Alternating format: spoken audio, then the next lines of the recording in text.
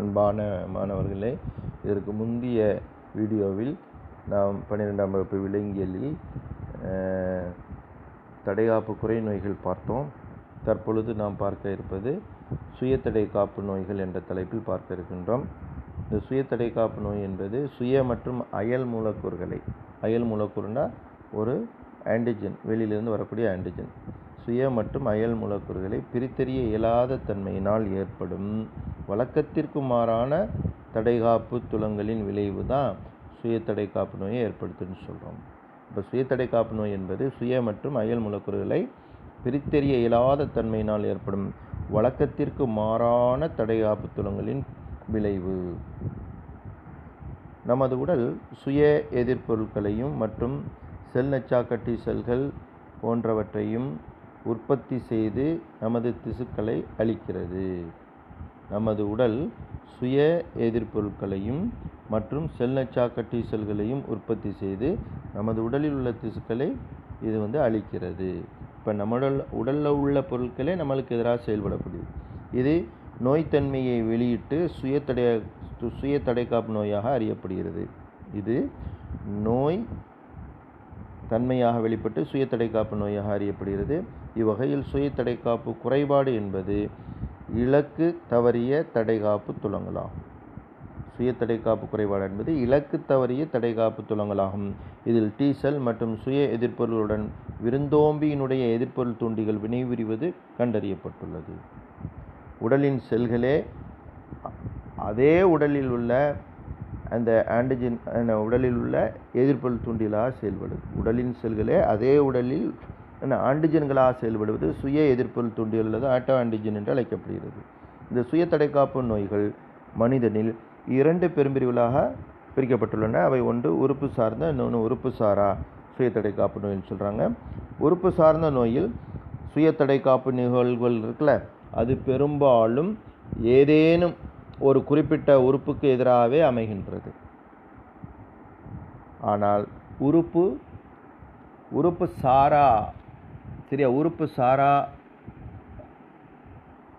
சுயத்தடை காப்பு நோய்கள் எடுத்துக்கிட்டோம்னா, இவை உறுப்பு சாரா மண்டல கோளாறுகளில் சுயத்தடை காப்பு நிகழ்வுகள் உடல் முழுவதும் பரவுகின்றன. இரண்டுக்குள்ள வித்தியாசம். உறுப்பு சார்ந்ததுங்கிறது என்ன அப்படின்னுட்டா ஒரு குறிப்பிட்ட உறுப்புக்கு எதிராகவே அமைகிறது. அப்போ குறிப்பிட்ட உறுப்புக்கு எதிராக அமைந்தால் இதில் சுய எதிர்ப்பொருள்கள் எந்த உறுப்பின் பணிகளை, அதாவது எந்த உறுப்பு பாதிக்குதோ அந்த உறுப்பினுடைய பணிகளை மட்டும்தான் தடை செய்யுது. சரியா? இந்த சுய எதிர்ப்பொருள்கள் இருக்குல்ல, எந்த ஒரு உறுப்பை பாதிக்குதோ அந்த உறுப்பின் பணிகளை மட்டும்தான் தடை செய்யும். எடுத்துக்காட்டாக நம்ம சொன்னோம்னா ஹசிமோட்டோ தைராய்டு வீக்க நோய், கிரேவின் நோய், இது ரெண்டுக்குமே ஒரே உறுப்பு எதுன்னா தைராய்டு சுரப்பி தான். அடுத்து அடிஷன் நோய், இது அட்ரினல் சுரப்பி. அட்ரினல் சுரப்பில் ஏற்படக்கூடிய இந்த சுய தடை காப்பு நோய் என்ன அப்படின்னுட்டா அந்த அடிஷன் நோய், அட்ரினல் சுரப்பி பாதிக்கப்படும். சரி, அது மாதிரி உறுப்பு சாரா மண்டல கோளாறுகள் இல்லை, சுய தடை காப்பு நிகழ்வுகள் உடல் முழுவதும் பரவுகின்றது. அதில் ஒரு பர்டிகுலர் உறுப்பு மட்டும்தான் உறுப்பு சார்ந்ததில் சொன்னால் இது உடல் முழுவதும் பரவக்கூடியது. இதுக்கு உதாரணமாக மூட்டு வலி, ரொமேட்டிக் மூட்டு வலி மற்றும் தண்டுவட மரப்பு நோய்களை சொல்கிறோம். ரைட்டு. அடுத்து நாம் பார்க்கக்கூடியது கட்டி நோய் தடை காப்பியல், டியூமர் இம்யூனாலஜின்னு சொல்லக்கூடிய புற்றுக்கட்டி இருக்குல்ல, அதை பற்றி நம்ம பார்க்கணும். சரி, இப்போ இதில் பார்த்தீங்கன்னா கட்டி அல்லது திசு பெருக்கம் என்பது கட்டுப்படுத்த முடியாமல் பெருகும் செல்களின் கூட்டம். அப்போ இங்கே செல் பிரிதல் நான் ஸ்டாப்பாக என்ன செய்யும், அதாவது செல் பிரிஞ்சுக்கிட்டே இருக்கும் தொடர்ச்சியாக. இப்போ கட்டி தொடர்ச்சியாக வளர்ச்சியடைந்து இயல்பான திசுக்களையும் ஆக்கிரமிப்பதைத்தான் நம்ம புற்றுநோயின்னு சொல்கிறோம். கட்டி ஒரு குறிப்பிட்ட ஸ்டேஜோடு வளராமல் நின்றுட்டா பிரச்சனை இல்லை. அந்த கட்டி தொடர்ச்சியாக வளர்ச்சியடைந்து இயல்பான திசுக்களையும், பக்கத்தில் உள்ள இயல்பான திசுக்களையும் அதை ஆக்கிரமிப்பதைத்தான் நம்ம புற்றுநோயின்னு சொல்கிறோம்.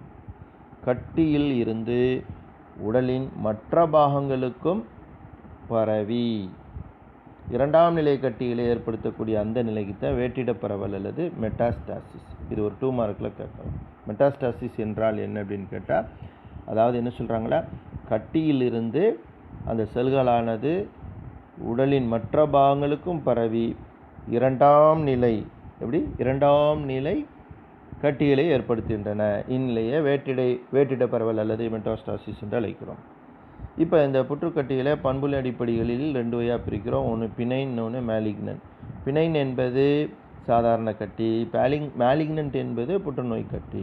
இந்த சாதாரண கட்டி இருக்கு பாருங்கள், இது கட்டுப்படுத்த முடியாத அபரிதமான வளர்ச்சியுடையது. அது பெருகிட்டே போகும், ஆனால் உடலின் மற்ற திசுக்களை ஆக்கிரமிக்கும் தன்மையை பெற்றிருக்காது. சாதாரண கட்டியை பொறுத்தவரை அதுவுமே கட்டுப்படுத்த முடியாத அபரிதமான வளர்ச்சி அடையும், ஆனால் உடலில் உள்ள மற்ற திசுக்களை ஆக்கிரமிப்பதில்லை. புற்றுநோய் கட்டியினுடைய செல்கள் கட்டுப்படுத்த முடியாத அபரிதமான வளர்ச்சியை பெற்றிருக்கும், ஆனால் கட்டியினுடைய செல்கள் பிரிந்து உடலின் மற்ற ஆரோக்கியமான திசுக்களுக்கும் பரவக்கூடியது. இதான் ரெண்டுக்குள்ள வித்தியாசம். சரி, இப்போ இயல்பான செல்கள் மற்றும் புற்றுநோய் செல்களுக்கான வேறுபாடுன்னு எடுத்துக்கிட்டோம்னா, இயல்பான செல்களில் செல் வளர்ச்சி மற்றும் வேறுபாடு அடைதல் போன்றவை முறையாக கட்டுப்படுத்தப்பட்டு நெறிப்படுத்தப்படுகிறது. ஆனால் புற்றுநோயால் பாதிக்கப்பட்ட செல்களில் நெறிப்படுத்தும் முறையானது மீறப்படுகின்றன. இயல்பான செல்களில் தொடர்பு தடை மூலம் கட்டுப்பாடற்ற செல் வளர்ச்சி நடக்கும். அதாவது இயல்பான செல்களில் தொடர்பு தடை மூலம் கட்டுப்பாடற்ற செல் வளர்ச்சி தடுக்கப்படுகிறது. அதாவது ஒரு செல் வளர்ச்சி அடையுது அப்படின்னா பக்கத்தில் உள்ள செல்லை டச் பண்ணிடுச்சுன்னா அதோட அந்த வளர்ச்சி ஸ்டாப் ஆகிடும். இதில் இயல்பான செல்லில். ஆனால் புற்று செல்களில் இப்பண்பு இல்லை, தொடர்ந்து வளர்ந்துக்கிட்டே இருக்கும். அந்த செல்லையுமே டிஸ்டர்ப் பண்ணி அதையுமே புற்று செல்லாக மாற்றிடும். இதன் விளைவாக புற்று செல்கள் தொடர் செல் பிளவினால் எண்ணிக்கையில் அதிகரித்து கட்டி எனப்படும் ஒரு திசு கூட்டத்தை உருவாக்குது. அப்போ அபரிதமான கட்டுக்கடங்காத செல் பிரிதல் நடக்கிறதுனால அதிக அளவில் செல்களை உருவாக்க போகும்போது ஒரு செல் கூட்டத்தை உருவாக்குறதுனால அது ஒரு கட்டியாக மாறுது. சரி, ஒரு செல் புற்று செல்லாக மாற்றப்படும் போது அதன் புதிய புறப்பரப்பு எதிர்ப்பொருள் தூண்டியை பெறுகின்றன. ஒரு செல் புற்று செல்லாக மாற்றப்படும் போது அதனுடைய புதிதான அந்த புறப்பரப்பானது எதிர்ப்பொருள் தூண்டியை பெறுகிறது. இதனால் சில இயல்பான எதிர்ப்பொருள் தூண்டிகளை அவை இழக்கின்றன. அந்த ஒரு இயல்பான செல் புற்று செல்லாக மாற்றப்பட போகும்போது அதனுடைய புதிய புறப்பரப்பு எதிர்ப்பொருள் தூண்டிட்டு சொல்லக்கூடிய ஆன்டிஜனை பெறுகின்றது. இதனால் அதனுடைய இயல்பான ஆன்டிஜன்கள் இருக்குல்ல, அதை இழந்துருது. புற்றுநோய் செல்களின் படலத்தின் மீது உள்ள இந்த எதிர்ப்பொருள் தூண்டிகள் நோய் தடை காப்பு துலங்களை வெளிப்படுத்துகின்றன. அதாவது புற்றுநோய் செல்களின் படலத்தின் மீது உள்ள இந்த ஆன்டிஜன் இருக்குல்ல, நோய் தடை காப்பு துலங்களை வெளிப்படுத்துகின்றன. புற்றுநோயில் செல்வழி மற்றும் திரவழி நோய் தடை காப்பு துலங்களை காணலாம். புற்றுநோய் செல்களில் செல்வழி மற்றும் திரவழி நோய் தடை காப்பு துலங்களை காணலாம். புற்று செல்கள் என்பது அயல் பொருட்கள் கிடையாது. புற்று செல்கள் அயல் பொருட்கள் இல்லை என்பதால் நமது உடலில் நோய் எதிர்ப்பு ஆற்றல் அதனை கண்டறிவது தவிர்க்கப்படுகிறது. அப்போ நோய் தடை காப்பு என்ன செய்யுது, புற்று செல்கள் நம்ம உடலில் உள்ள ஒரு குறிப்பிட்ட செல்லு தான் அப்படிங்கிறத அதை அதனால் கண்டுக்கிறது இல்லை. இப்போ புற்று செல்கள் அயல் பொருட்கள் இல்லை என்பதால் நமது உடலின் நோய் எதிர்ப்பு ஆற்றலானது அதனை கண்டறிவது தவிர்க்கப்படுகிறது அல்லது அதனை கண்டு கொள்வதில்லை. இதனால் செல்கள் முரண்பாடான பணிகளை செய்கின்றன. அந்த ஒரு குறிப்பிட்ட புற்று செல்கள் மட்டும் முரண்பாடான பணிகளை செய்கின்றன. எனவே இவற்றை குணப்படுத்துவதுங்கிறது ஒரு சிக்கலானது. சரி, உடற்செல் திடீமாற்றத்தால் தோன்றுகின்ற புற்று செல்களை தொடர்ந்து கண்காணித்து அளிப்பதே நோய்த்தடை காப்பு மண்டலத்தின் முக்கிய பணியாகும் என்பது நோய்த்தடை காப்பு கண்காணிப்பு கோட்பாட்டின் கருத்து. அதாவது உடற்செல் திடீர்மாற்றத்தால் தோன்றுகின்ற புற்று செல்களை தொடர்ந்து கண்காணித்து இந்த நோய்த்தடை காப்பு மண்டலம் தொடர்ந்து கண்காணித்து அதை அழிக்கிறது தான் இந்த தடையாப்பு மண்டலத்துடைய முதன்மையான பண்பு என்பது நோய்த்தடை காப்பு கண்காணிப்பு கோட்பாட்டின் கருத்து. வயது முதிர்வு, பிறவி குறைபாடு மற்றும் பெறப்பட்ட தடைக்காப்பு குறைபாடு போன்ற காரணிகளால் இந்த கண்காணிப்பு திறன் இருக்குல்ல கொஞ்சம் கொஞ்சமாக குறையும். வயது முதிர்வுனால குறையலாம், பிறவி குறைபாடுனால குறையலாம், பெறப்பட்ட தடைக்காப்பு குறைபாடு ஏற்பட போகும்போது அதனாலேயும் இந்த நோய் தடைக்காப்பு கண்காணிப்பு திறனானது குறைகிறது. இதனால் புற்றுநோய்க்கான வாய்ப்பு என்ன செய்யுது, அதிகரிக்கிறது. கண்காணிப்பு திறன் குறைய போகும்போது புற்றுநோய்க்கான வாய்ப்பு அதிகரிக்கும். நோய் தடை காப்பு கண்காணிப்பு திறன் திறம்பட இருக்கும்போது புற்றுநோய் தோன்றுவதில்லை. கட்டி தோன்றுவது புற்றுக்கட்டி தோன்றுவது நோய் தடை காப்பு திறன், அதாவது நோய் தடை காப்பு கண்காணிப்பு திறனானது குறைவதினால தான் ஏற்படுது. அப்போ இந்த நோய் தடை காப்பு கண்காணிப்பு என அந்த திறன் குறைகிறதுங்கிறது எதனுடைய அறியாக இருக்கலாம்னா புற்றுநோயினுடைய ஒரு அறிகுறியாக இருக்கலாம். சரி, இப்போ அடுத்து நாம் பார்க்கக்கூடியது புற்றுநோய் தடைக்காப்பு சிகிச்சை, இம்யூனோதெரப்பி ஆஃப் கேன்சர். இப்போ தடைக்காப்பு சிகிச்சைங்கிறது ஒரு உயிரியல் சிகிச்சை. தடைக்காப்பு சிகிச்சைங்கிறது ஒரு உயிரியல் சிகிச்சை. இந்த சிகிச்சையில் பயன்படுத்தப்படும் பொருட்கள் இருக்குல்ல, அது மோனோக்ளோனல் ஆன்டிபாடின்னு சொல்கிறோம், ஓரின எதிர்ப்பொருள்.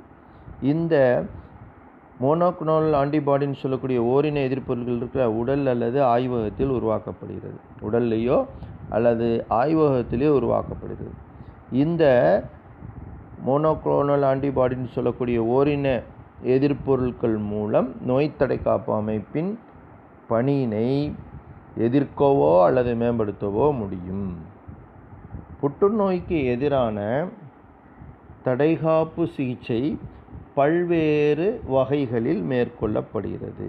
பல்வேறு வகைகளில் மேற்கொள்ளப்படுகிறது. புற்றுநோய்க்கான அந்த தடைகாப்பு சிகிச்சை பல்வேறு வகைகளில் மேற்கொள்ளப்படுகிறது.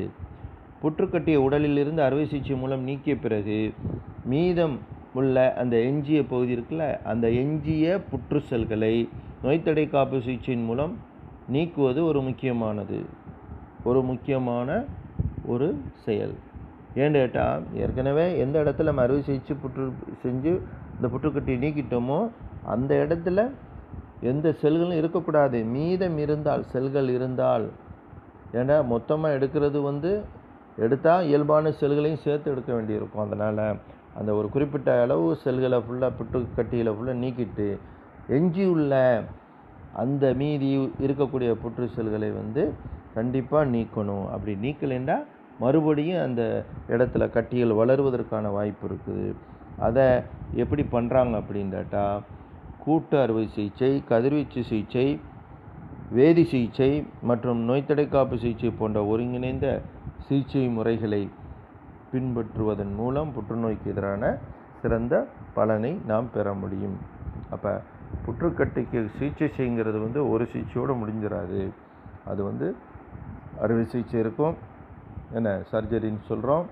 அடுத்து கதிர்வீச்சு சிகிச்சை, ரேடியோ தெராப்பி, கீமோதெராப்பிங்கிறது வேதி சிகிச்சை, சரியா. அடுத்த தெராப்பி தான் நம்ம என்ன சொல்கிறோம், இம்யூனோதெராப்பி. இம்யூனோதெராப்பிங்கிறது நோய் தடை காப்பு சிகிச்சை. சரி, இப்போ நோய் தடை காப்பின் பயன் தரும் வாய்ப்புகளை பற்றி ஒரு சில விஷயம் சொல்லியிருக்காங்க.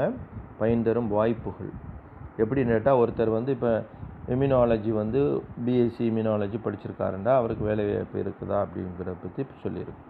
சரி, இப்போ அரசு மற்றும் தனியார் மருத்துவமனைகளில் இத்துறையில் பட்டம் பெற்றுள்ள இளம் பட்டதாரிகளுக்கு எண்ணற்ற வேலை வாய்ப்புகள் இருக்கின்றன. இப்போ இவங்களுக்கு மருத்துவமனையில் இவங்களுக்கு கண்டிப்பாக அந்த இம்யூனாலஜி படித்தவங்களுக்கு வேலை வாய்ப்பு இருக்குது. நோய் தடை காப்பு சிகிச்சை, நுண்ணுயிரி நோய் தடை காப்பியல், ஆய்வக நோய் தடை காப்பியல், செல்லியல் நோய் தடை காப்பியல், ஒவ்வாமை மற்றும் மாற்றி பொருத்துதல் நோய் தடை காப்பியல், நரம்பு வீக்க குறைபாடுகள், கட்டி நோய் தடை காப்பியல், கண் நோய் தடை காப்பியல், தடுப்பூசி நோய் தடை காப்பியல் மற்றும் வீக்கம் ஆகிய துறைகள் தடை காப்பியல் தொடர்பான பயன்தரு வாய்ப்புகள் உள்ளன. இந்த மாதிரி பல்வேறு பிரிவுகள் இருக்குது. இந்த பிரிவுகளில் மருத்துவமனையிலேயோ அல்லது மற்ற ஆராய்ச்சி நிறுவனங்களிலோ நமக்கு இந்த இளம் பட்டதாரிகளுக்கு, அதாவது நோய் தடை காப்பில் படித்தவர்களுக்கு வாய்ப்புகள் அதிகமாக இருக்குது. இப்போ அடுத்து நாம் பார்க்கக்கூடியது புற்று செல்லுக்கும் இயல்பான செல்லுக்குள்ள வேறுபாடு என்ன அப்படிங்கிறத பற்றி கொடுத்துருக்காங்க. இது அட்டவணையாக கொடுத்துருக்காங்க. இயல்பான செல்லை பொறுத்தவரை செல்கள் சிறியதாகவும் ஒரே மாதிரியான வடிவத்தையும் அதிக சைட்டோபிளாச அளவையும் கொண்டவை. ஆனால் புற்றுநோய் செல்கள் இருக்கிற பெரிய மாறுபட்ட வடிவிலான உட்கருவையும் குறைவான சைட்டோபிளாச அளவையும் கொண்டுள்ளவை. அடுத்து ரெண்டாவது, செல்லின் அளவு இருக்குது பாருங்கள். இயல்பான செல்லினுடைய அளவு மற்றும் அவற்றின் வடிவம் ஆகிய ஒரே மாதிரியாக உள்ளன. செல்கள் தெளிவான திசுக்களாக வரிசையாக அமைக்கப்பட்டுள்ளன. அடுத்து புற்று செல் எடுத்துனா செல்லின் அளவு வடிவங்களில் மாறுபாடுகளுடையவை. செல்களின் வரிசை அமைப்பு வந்து ஒழுங்கற்று காணப்படுவது என புற்றுநோய் செல்களில். அது மாதிரி இயல்பான செல்களை பொறுத்த வேறுபட்ட செல் அமைப்புகளை உடையவை இயல்பான செல் புறத்தோற்ற சுட்டிகளை வெளியேற்றுகின்றன, சர்ஃபேஸ் மார்க்கரை வெளிப்படுத்துகின்றன. ஆனால் புற்றுநோய் செல்களை பொறுத்தவரை இயல்பான பல சிறப்பு வாய்ந்த பண்புகளை இழந்துருது. சில செல்கள் புறத்தோற்ற சுட்டிகளை சர்ஃபேஸ் மார்க்கர் போன்றவற்றை அதிகமாக வெளிப்படுத்துகின்றன. இயல்பான செல்லை பொறுத்தவரை பிளவுறும் செல்களின் அளவு குறைவு, செல்களினுடைய எண்ணிக்கை குறைச்சலாக இருக்கும். மேலும் இச்செல்கள் தெளிவான பிளாஸ்மா சவ்வினால் பிரிக்கப்பட்டிருக்கும். ஆனால் புற்றுநோய் செல்களை பொறுத்தவரை பிளவுறும் செல்களின் எண்ணிக்கை மிக அதிகமாக இருக்கும். மேலும் இச்செல்கள் தெளிவற்ற செல் சுவரால் சூழப்பட்டிருக்கும். இது மாதிரி உங்களுக்கு வந்து புற்றுநோயில் மற்றும் இயல்பான செல்களை வேறுபடுத்துவது அட்டவணையாக கேட்டிருக்காங்க. இதோடு இந்த பாடம் முடிந்தது என மீதி உள்ளதை அடுத்த வகுப்பில் பார்ப்போம். நன்றி.